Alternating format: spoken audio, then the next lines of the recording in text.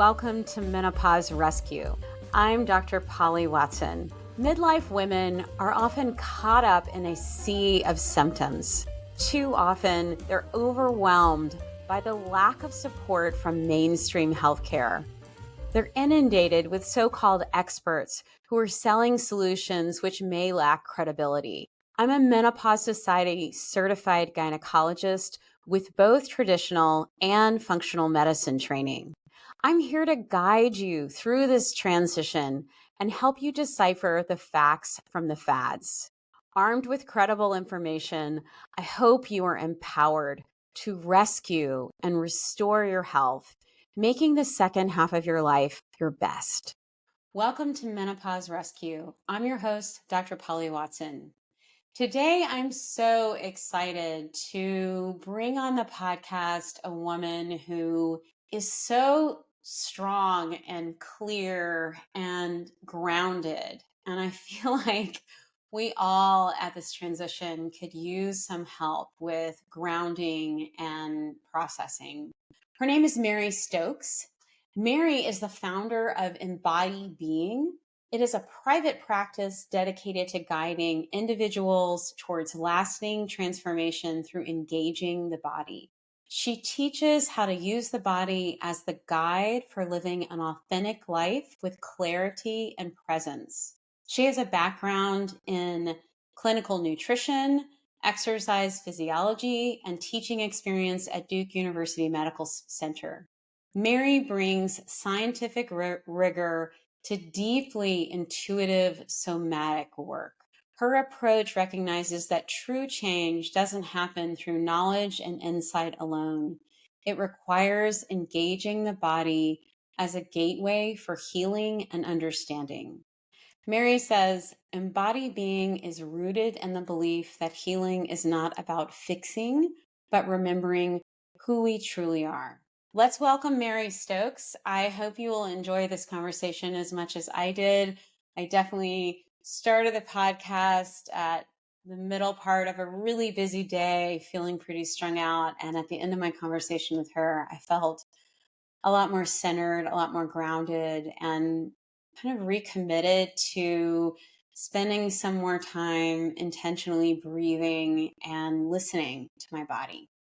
So Mary, I'm so excited to have you here today. Thank you so much for taking time out to do this. It's a pleasure. I'm glad we finally made it happen. So Mary lives where there's just been flooding last week, the week before, out. And so we're glad that you're safe and thinking about all those families. And this conversation is so much more relevant, just thinking about trauma and how to get our nervous systems in a more balanced state, since there's a lot of natural disasters. There's a lot of uncertainty in the world right now. So this conversation is so relevant. So your work is a little bit different than kind of traditional somatic therapy. So your work is rooted in embodiment. And maybe you could help distinguish for people. People may not be familiar with somatic-based psychotherapy. So maybe you could kind of start off with somatic-based psychotherapy and then kind of talk a little bit about your work and embodiment and how those are different. But there may be some folks that aren't familiar with somatic work. So maybe we start there. Okay. Well, to me, I feel very grateful for the changes that have happened, especially since COVID, because I think COVID brought the somatic field into focus in a way that it had not been prior to that. It was coming into more the popular culture, you might say. But somatic-based psychotherapy uses a lot of the work of people like Stephen Levine that have seen that trauma is held in the body. Mm-hmm. And that if you work with the body, you can help release that trauma and lead a more healthy and full integrated life.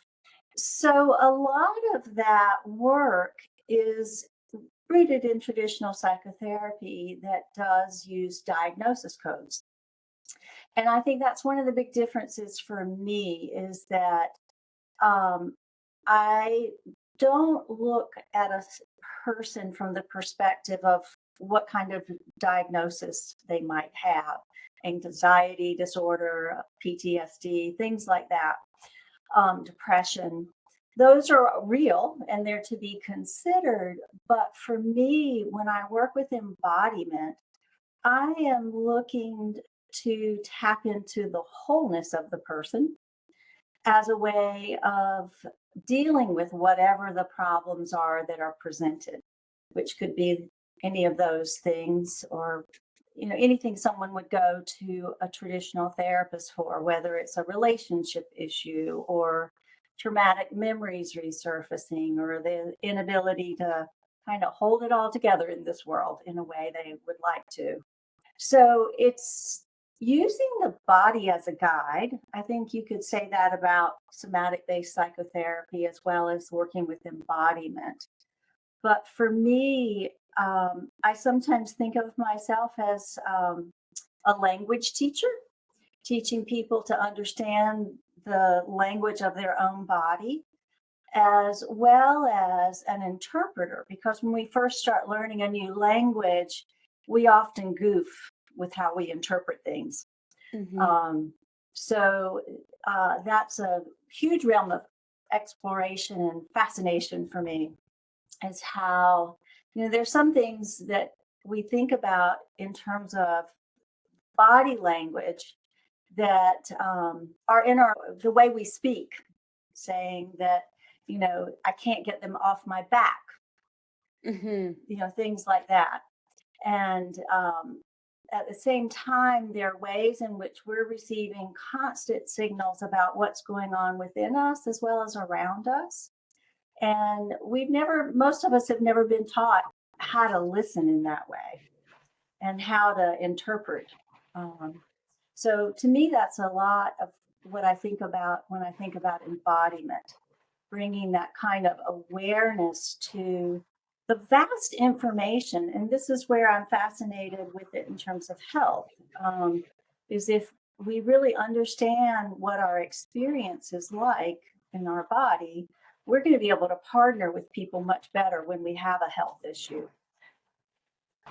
So I love hearing that. And I feel like maybe we could explore it a little bit more when you're kind of thinking about helping someone interpret and listen to the signals their body is telling them. Because a lot of times when we're working with people with chronic illness, they oftentimes patients have sort of a PTSD experience with a medical establishment, right? Mm-hmm. Let's say someone has mold related illness or Lyme disease, and something that a lot of healthcare providers don't really know enough about. They've been told that they're depressed, or they've been told that they're anxious, or that it's all in their head.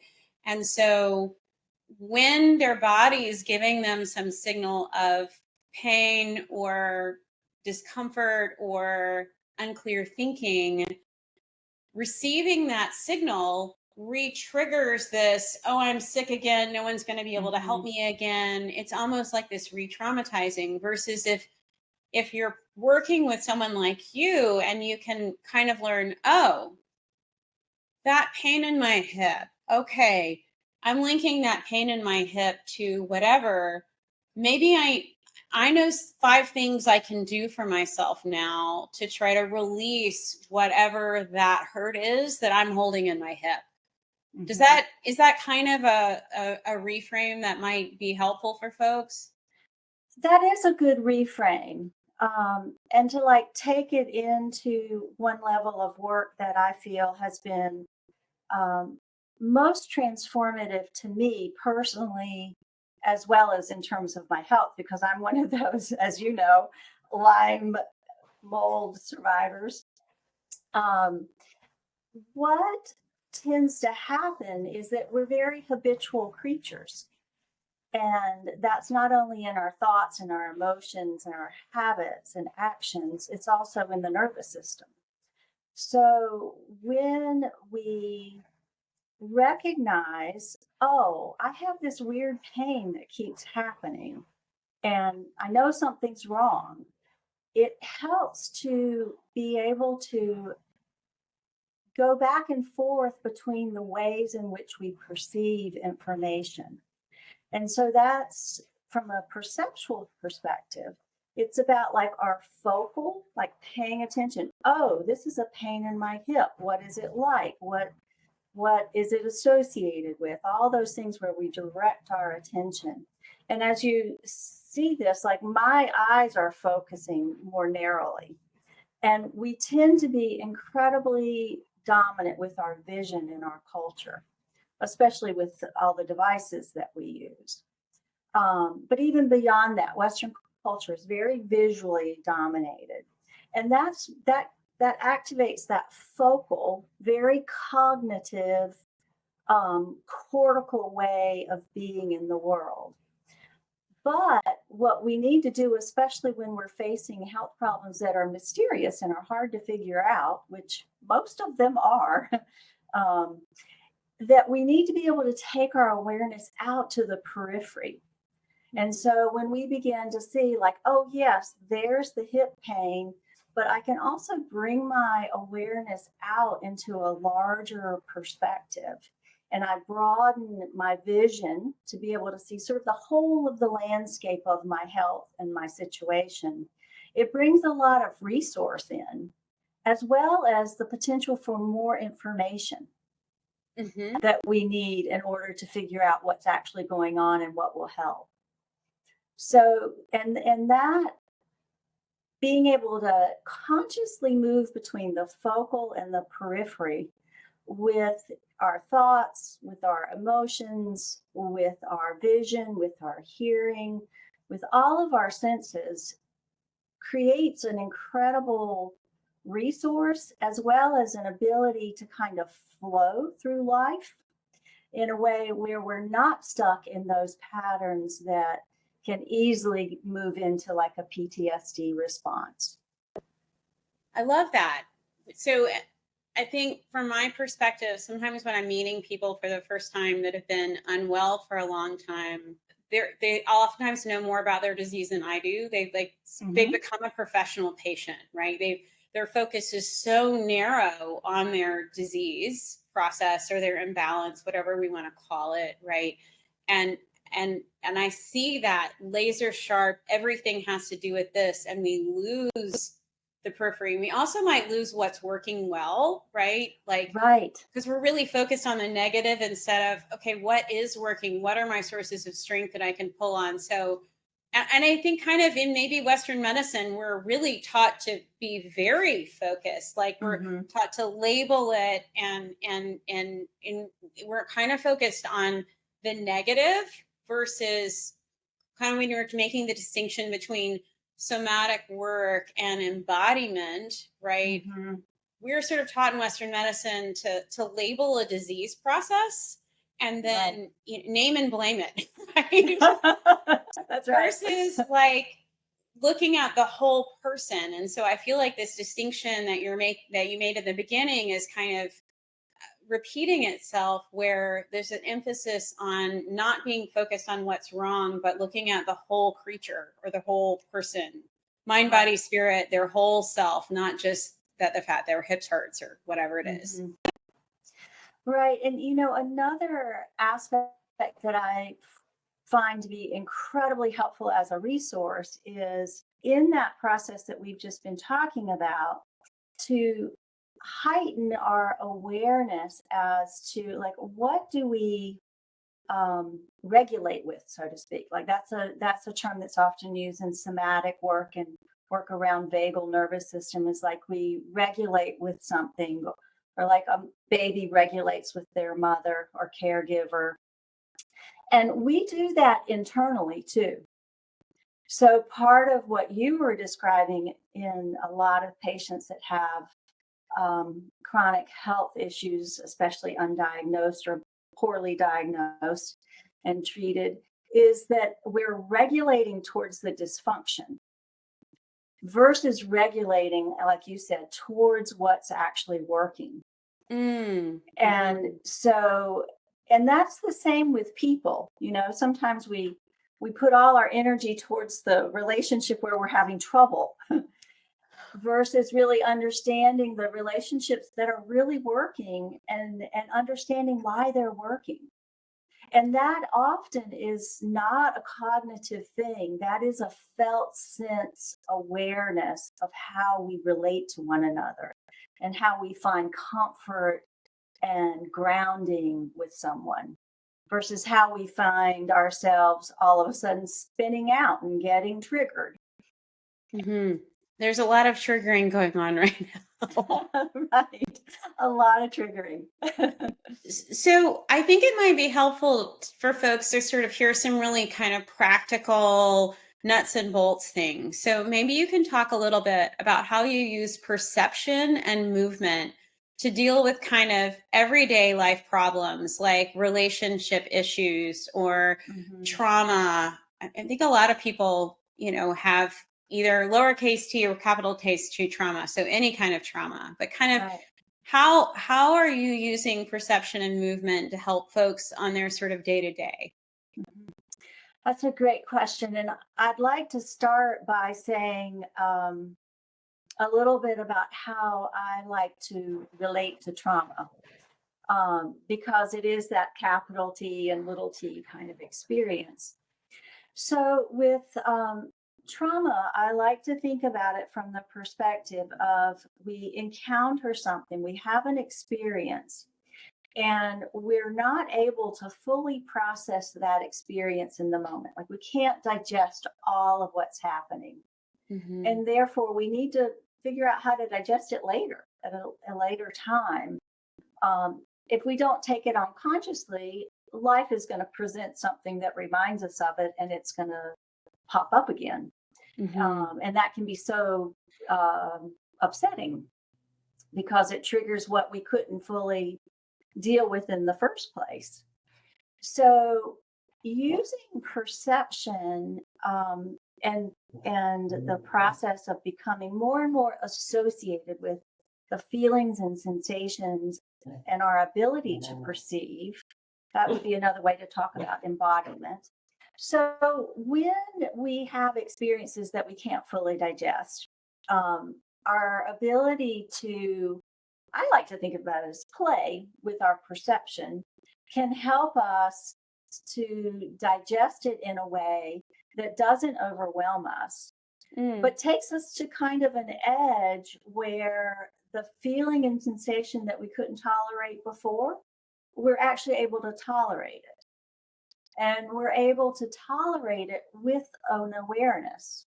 And that's also like where we can be focused, but we can be in that larger peripheral awareness of what's happening. So it's that focused of this is the memory and sensation of that traumatic event or that event that was too much for me. But at the same time, we're well associated with ourselves in this moment. Mm. And I think that's my concern sometimes with trauma-based work is you don't want to re-traumatize. And I think a lot of people get caught in that cycle and they remember something and then it's all of a sudden it's traumatic again and they can't handle it. They can't digest it in that moment without like leaving the body without some form of like disassociation or cutting off or outburst. A lot of times people who are in a post-traumatic response, they're going to lash out. How to regulate that within ourselves and to take in what we can take in. It reminds me a lot, Polly, of working with you around the proper dosing of something. Mm. Like you don't want to take too much. Like if you're trying to detox, if you go too hard, Right. it's going to overwhelm your system and you're going to feel bad. Right. But if you get that sweet spot, that's what we're looking for in terms of an embodied way of dealing with trauma. And maybe kind of that helps me connect with what you're saying. So thanks, because my little Western brain needs some help sometimes. Um, but like, if we're gonna follow that kind of example, let's say you've got to detox someone and they're kind of vulnerable, they're coming to you in a really fragile state, you're gonna like work on their liver, work on bile flow, make sure they're not constipated. You might do a lot of baseline work to make sure their system is ready to handle the detox before you even touch detox, right? Because they're not ready to touch detox. So if we're going back to using embodiment, someone's coming to you with trauma, they're maybe in a pretty vulnerable state. So when we're trying to pull away from the trauma and we're trying to look at what is working, when we're thinking about building that, what is okay within themselves, how are you helping them build their strength so that they can dip into a little bit of that trauma to let it release? Great question. That on some level is highly individual. Sure. But on another level, there's some general pieces. One super straightforward, but often very complex piece to manage is our breath itself. Mm-hmm. And it's very potent to learn to manage our breath, both in the physical way in which we breathe, but also I like to use the example or the analogy that breath is also an awareness. We see that in a lot of Eastern traditions of meditation, and that we need to learn to regulate our awareness. And it helps if we're actually physically breathing. Finding where a person can find what I call resource. Like, what are the resources? What are the ways that they're present to themselves and their life that are really working? That can be very simple, learning to, it sounds kind of straightforward and basic, but like learning to play with how we hold ourselves.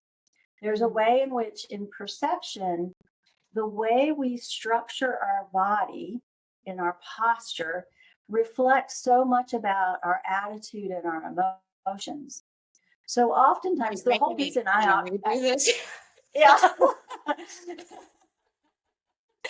Because I'm like all forward and I'm like, okay, Mary can see me. Okay, I gotta be more heart open. All right, I'm sorry. But what you just did was beautiful, Holly, because it's like when we come to forward, we're either protecting ourselves or losing ourselves in the other.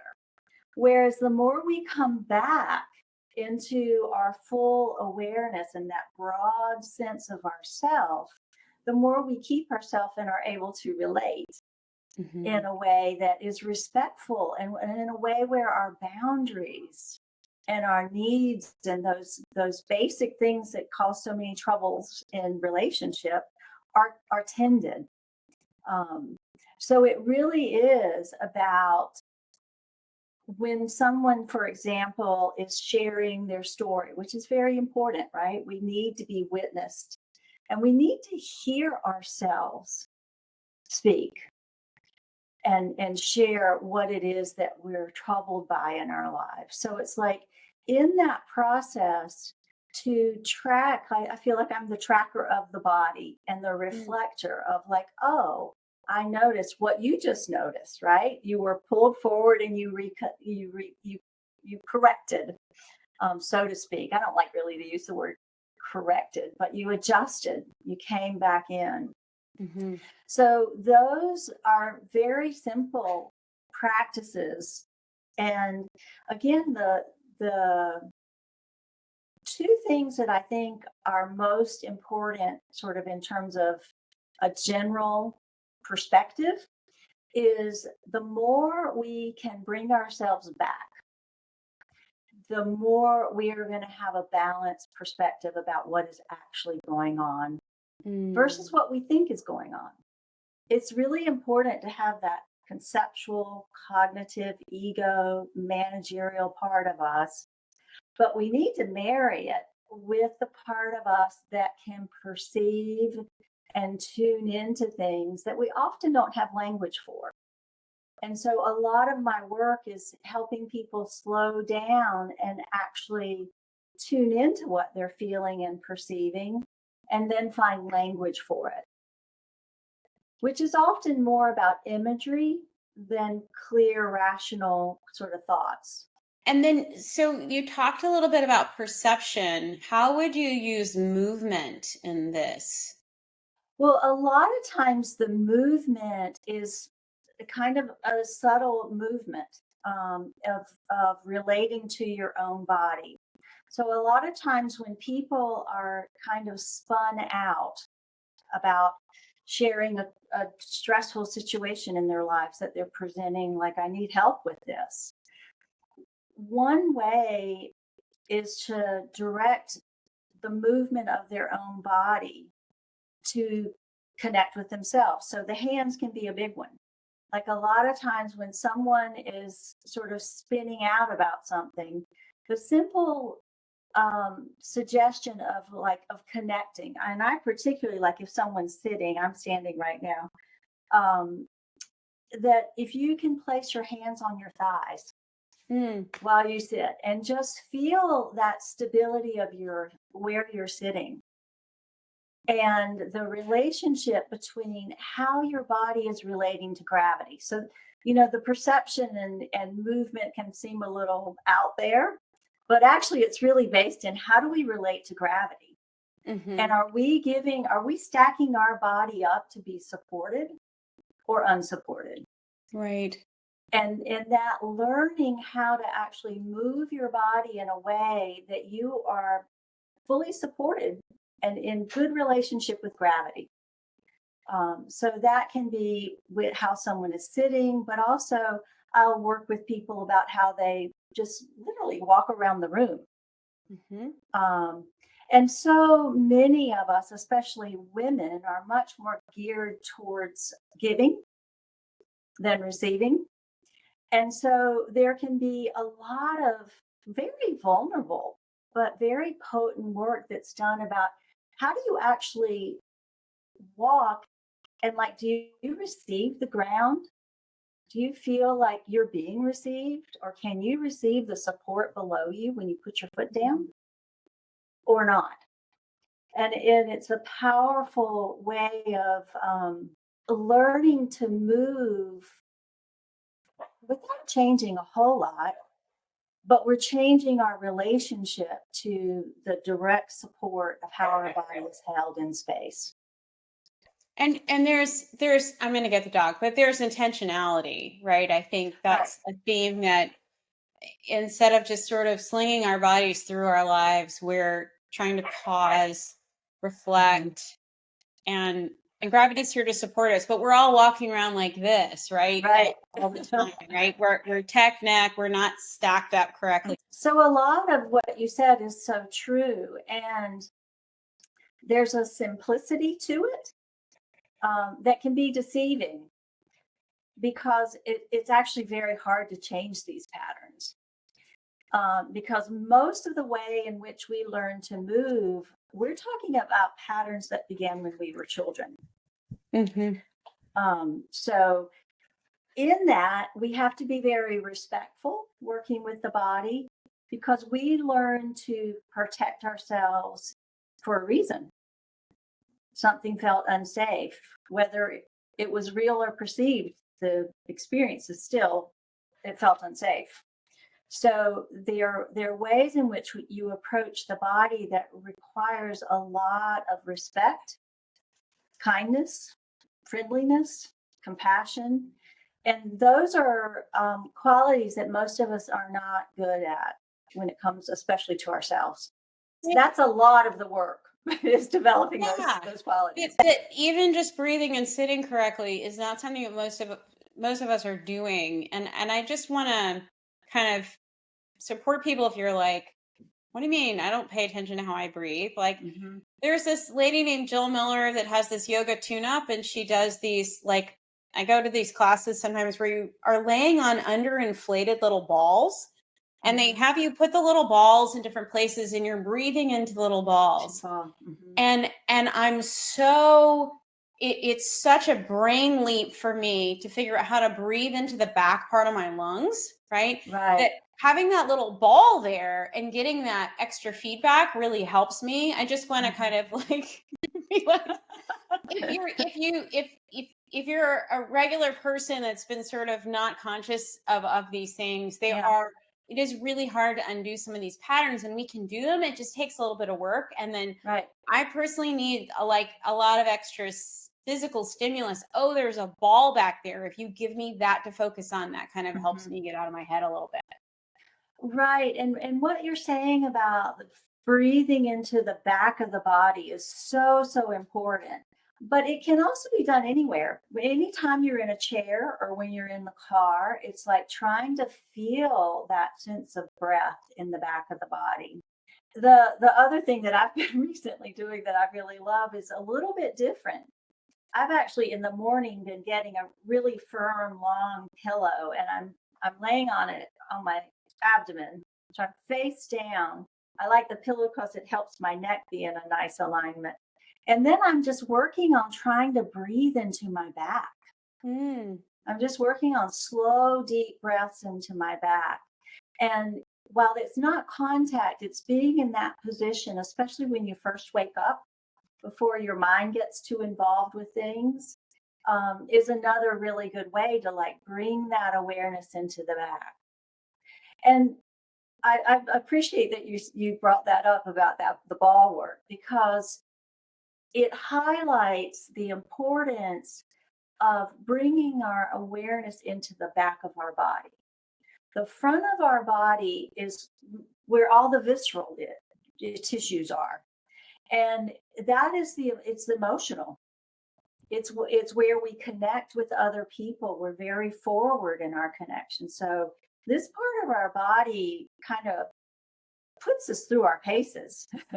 And if we can just remember when we're really agitated in the front of our body, to let our awareness or to let our just physical sense tune into like, okay, the back of my thighs are on the chair.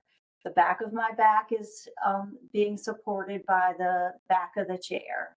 My feet are on the ground. It's very simple, but very effective and powerful ways of becoming present and embodied in any given moment, especially when we're off balance, so to speak.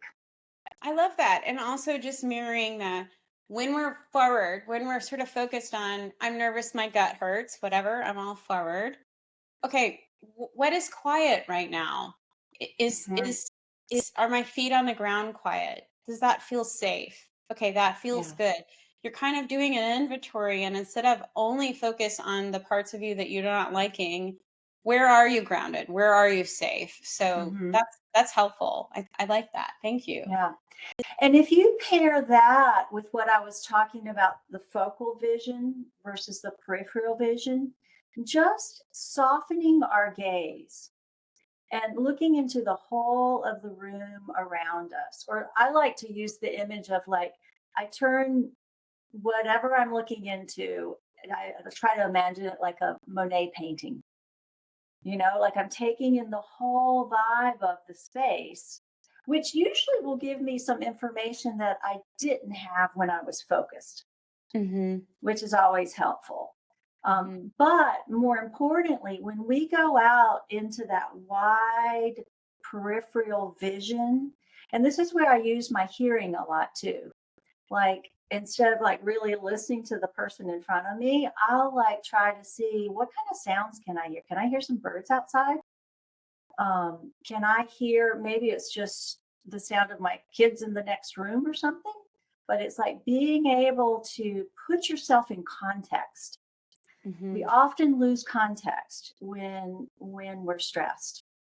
So a lot of us are feeling really stressed right now, and a lot of Mhm. women, you kind of mentioned this, we're sort of always caring about other people, taking care, and maybe sometimes we're the last to be cared for. And then I think there's a lot of sort of social media garbage, like self-care just becomes one more thing to do on a list that's never ending, that's never Mhm. finished. So how can you kind of reframe self-care for women? Like, what's a little nugget you could give people? Because I think a lot of people are feeling like No, the bucket's not just full, it's overflowing. Right. It's important to challenge what you just said, that self-care is something that I have to do. Mm-hmm. But it's really, to me, about cultivating a way of being with myself, which is very different. And if I can cultivate a way to like be with myself, even if that's feeling really upset about something, or really having a horrible headache, or having something really good like a new baby in the family, or like it could be Yay. it could be anything. It's like, how do I allow myself just to be with that without doing anything first? It's kind of Hmm. like getting to know what's going on before you make that checklist of what I should be doing to take care of myself. And this is where, like in the work you do, you come up with a whole list of things that are good ideas, but then it has to be narrowed down. Right. And that narrowing down process, when it comes to self-care, to me is a very inward. Like, first we have to settle in and just be with ourselves. And that doesn't require doing anything. And then it's from there, I believe we get the inspiration or the insight of like, oh, I should go take a bath. Or, oh, I haven't exercised in a couple of days. I need to get out and walk. It's like there's a way in which we can tap into the wisdom of our body, and not only the wisdom, but what does our body need?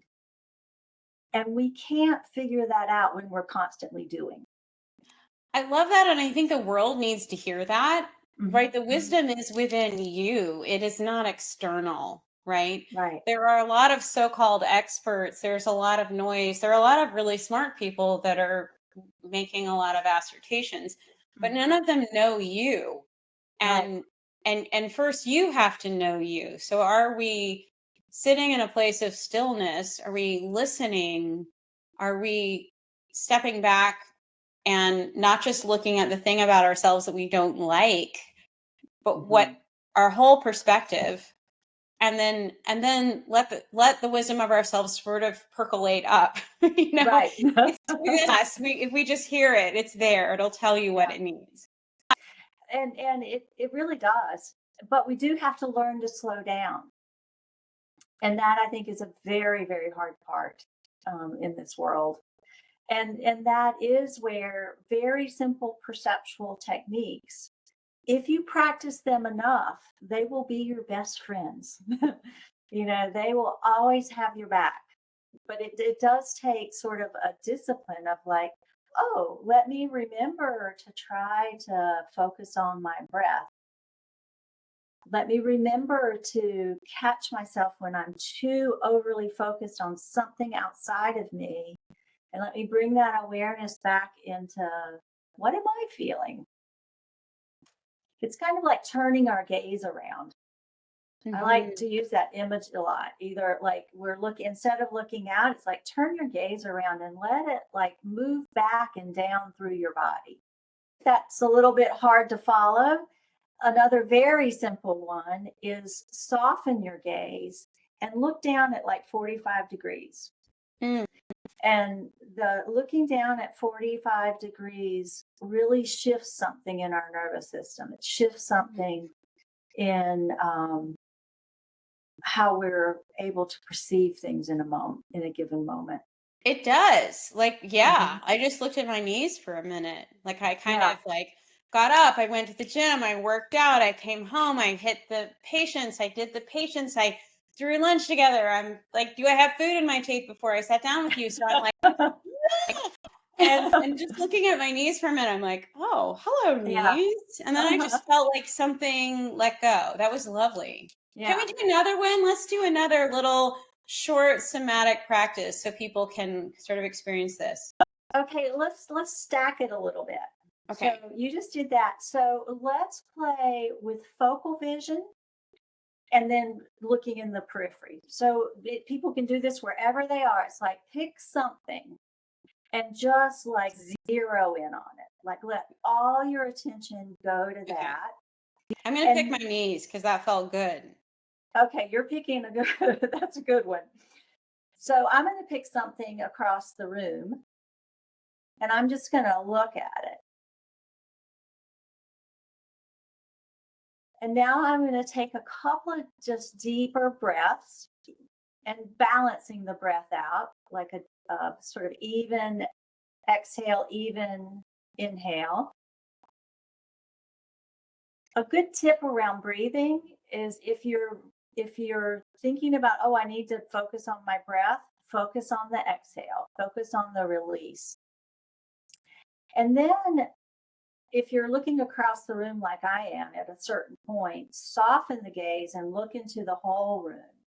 So for you, Polly, looking down like really kind of look out to the side of your knees, kind of expand out all around to the floor around you. So I see my sweet doggie and her fuzzy tail. And I think you picked a great one to regulate, right? Because you're focusing in on connecting with yourself by looking down at yourself.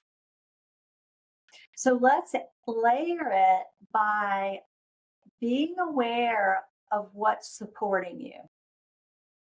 And you can make little adjustments, but that's not the point. The point first is just the awareness.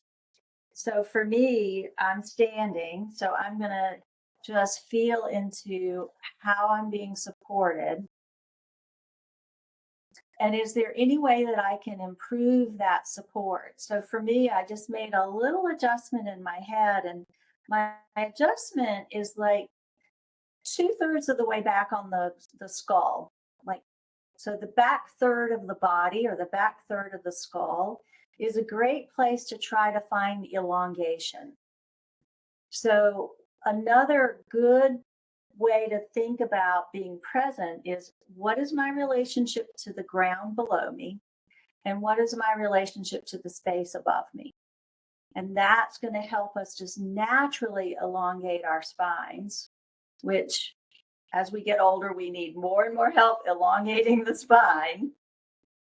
And it's also, we talk about like standing tall and the things that standing tall infers.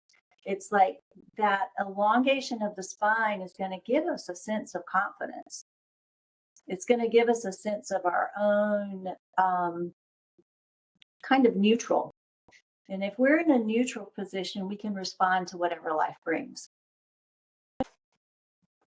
I don't want to stop. It feels good to rest.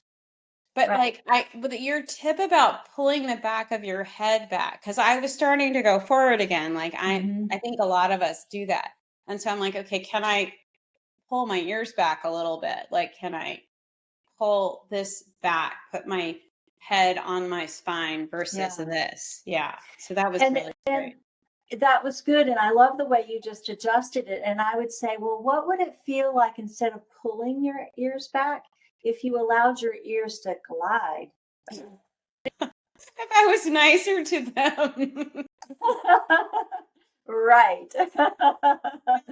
And that's where we need each other, because we can be so harsh with ourselves. Yeah. And just that little bit of change, the body is very responsive to let me glide, let me adjust myself, versus my ego or my mind trying to pull it into shape.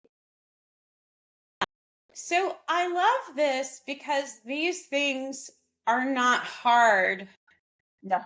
There are things that we could all make, these little corrections, these little check-ins, these regrounding moments throughout our day, right? Mm-hmm.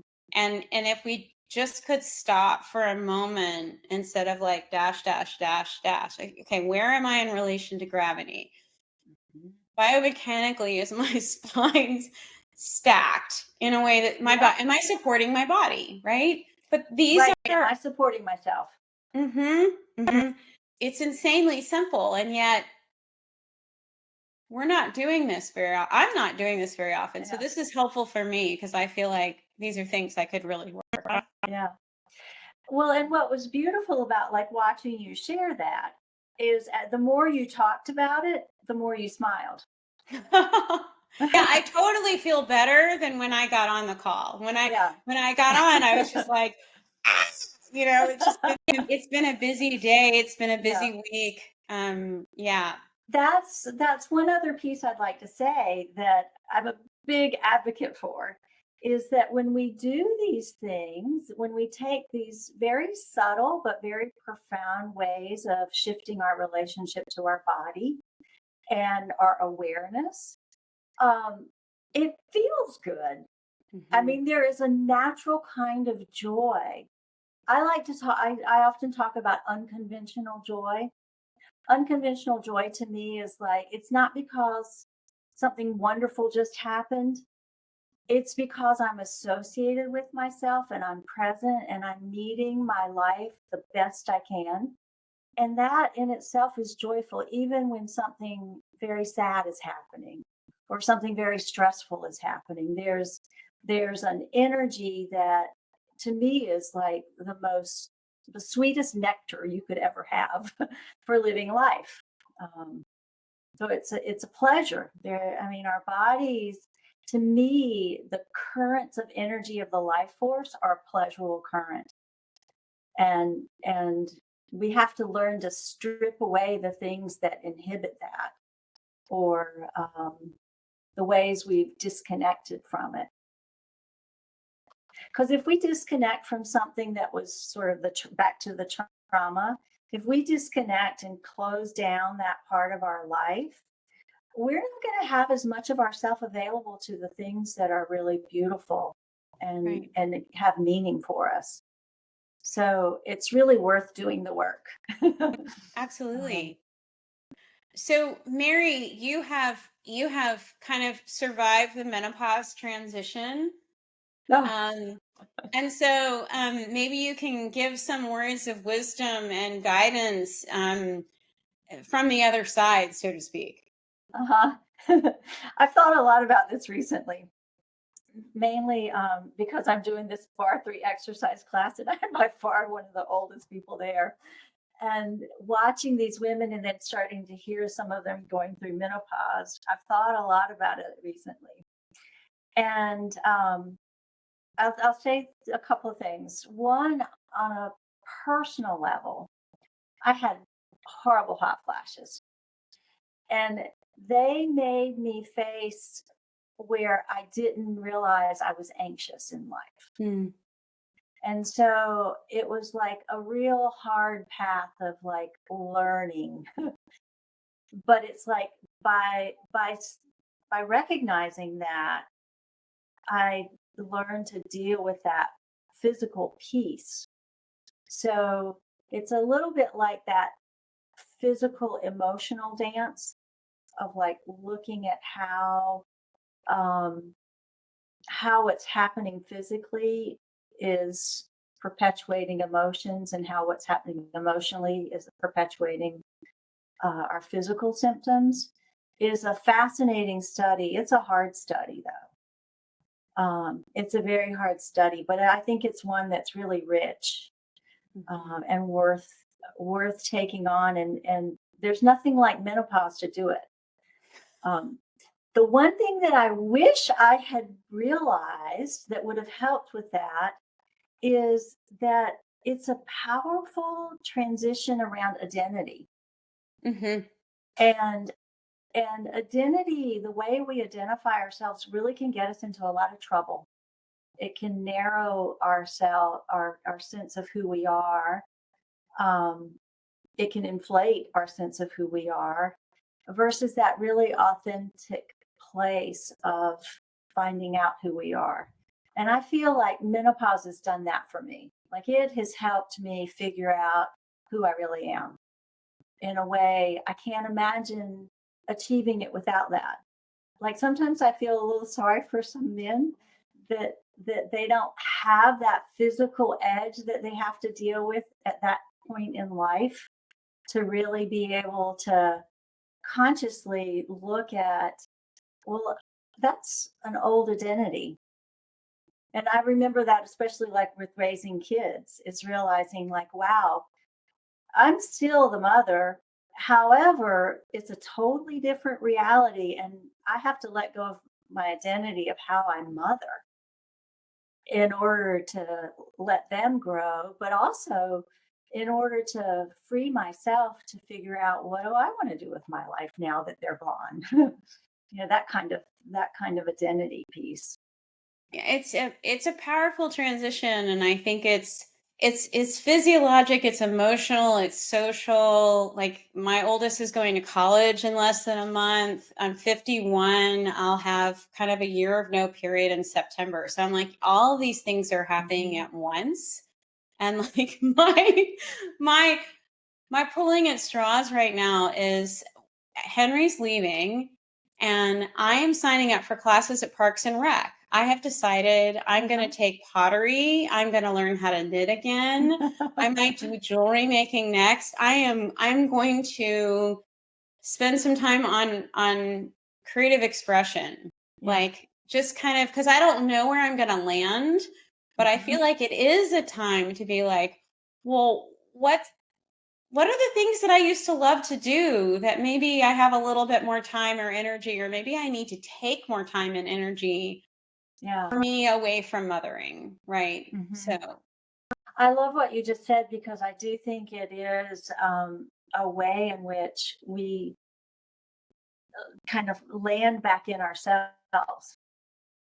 And sometimes that can feel really uncomfortable, but if we support ourselves in that, it's really fun. mhm, mhm. So, Yeah. And maybe instead of mourning what was, really focusing on creating what is and what can be. And that this is a really powerful transition. And I sort of feel like it's the first time in a long time that maybe your time is more your own and you have more wisdom to know how you want to spend that time, right?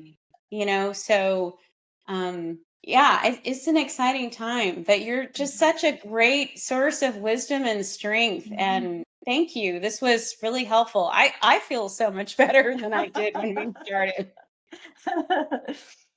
I'll say one more piece because what you just said reminded me of it is one of my I don't know remember when I started saying it, but I really realized that it's through our vulnerability. And when we sort of let go of our identity and our commitments and we kind of land back in ourselves, it can feel very vulnerable. But it's that kind of vulnerability that I believe gives us access to our deepest strengths. Mm, And that to me is there's a strength I feel that I don't think I had before I went through menopause. And I think it's related to those changes. I know I could say I've done different things, but I think it's really related to landing back in myself in a way. but you crossed the mountain and you got stronger, right? And so, I mean, from knowing you, I mean, you're just such a tremendous example of strength and mental strength, physical strength. I think I guess I just want to celebrate that you didn't approach the mountain and give up, right? Yeah. And so sometimes when I'm working with people, there are lots of different kinds of women I work with, but it's really interesting where people's heads are when they enter into a potential medical relationship around menopause. And some women are like, I even have friends like this. They're like, "Oh, well, this hurts and that hurts, and I'm old now." And I'm like, "You're freaking 50. Like, what do All you right. mean? Like, I'm stronger than I've ever been in my life. Like, what do you mean you're old now? Like, you've got Yeah. 40 more years to live." And then other people that are like, okay, what was working isn't working. And I'm going to get curious. I'm going to dive in. I'm going to start listening to the good and the bad. And then I'm going to trust myself, trust my intuition, trust my strength. Yeah. So I just kind of want to celebrate that about you because, and in general, when we're approaching this transition, I'm about to climb this mountain. Dude, this looks like a steep mountain. And I'm going to come out stronger, and I can do this. It is within me to do this. That's the menopause that I love, because it, versus why bother? It's too hard. Well, and I think part of what you're saying has been my experience is that by really kind of taking it on and being willing to feel how it undoes me or undid me, that I, for the first time, I think really began to understand what I needed. And that discernment, like, what do I need now? Not what do I think I need, but what do I actually need right this morning? And it's going to be different tomorrow morning, most likely. But that awareness of what I need and how to be responsive, and back to that, like, kind and compassionate, especially when I don't meet the need very well. It's an incredible way to set yourself up to age well. I mean, I think that's the most exciting thing, like you said, to be stronger and clearer and more in touch with, like, the wisdom that we've generated from all the things that we've gone through, including menopause, where we can't think straight sometimes. And all of the list. That's the list right now.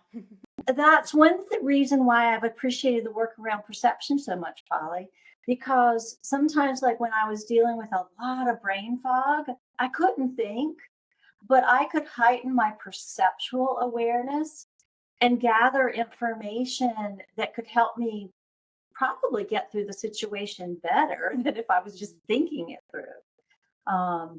And that was a fascinating part of my experience with the brain fog and not being able to remember. It's just like being able to really resource into what's happening.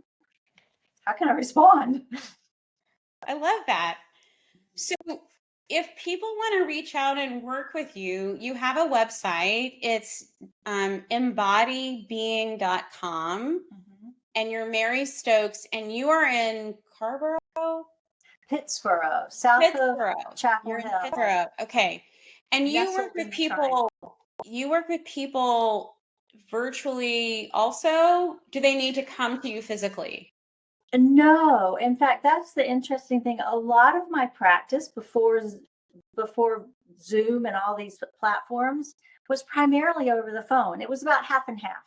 Half of the people would come to me, and other people, there are a lot of people I've worked with that I have never met physically. And I don't really know why, but I can tune into someone's body over the telephone really well. But I also do like virtual meetings, and as long as you set your space up well. That's one thing I talk a lot with people about when they work with me, is making sure that they set their space up so that they can drop in. And sometimes I have people who come to me, sometimes we also do it virtually or by phone, because they need to kind of experience it in their own space. Right. And so it's an interesting mix. And is your website the best way for people to contact you? Yes, but there's my email and phone are there. I'm slow with email. I'm much better with the phone and a text. Okay, perfect. Well, we will include that in the show notes so people have access, because this has been such a gift. And thank you so much for sharing your wisdom and your presence with us. It's been delightful. Thank you for having me. Thanks for listening to Menopause Rescue. We hope you've enjoyed this podcast and it helps you create some time and space to make this the best half of your life. If you've enjoyed this content, please leave us a 5-star rating and review. This helps other listeners find this resource and rescue and restore their health. If you enjoyed this topic and want to learn more, check out our resource guide for this episode. If today's podcast resonated with you and you want to take a deeper dive, check out my educational resources. We offer basic membership, which is an archive of over 100 videos on menopausal topics ranging from bone health to libido. We add to this archive every month, so the resource becomes richer and richer over time. If you're looking for a menopause expert and live in North Carolina, take our free online class and see if we're a match for your needs. It's called Are We a Good Fit? And is a quick and easy way to learn more about our practice and what it has to offer. Hey, this is Dr. Watson. This is just a friendly reminder that this podcast is for general information purposes only and does not constitute the practice of medicine. No doctor-patient relationship is formed, and any information you get from this podcast is considered educational only. You should make medical decisions with your healthcare provider. The content of this podcast is not intended to be a substitute for professional medical advice. Listeners should not disregard or delay in obtaining medical advice for any medical condition, and they should seek assistance from their healthcare professionals.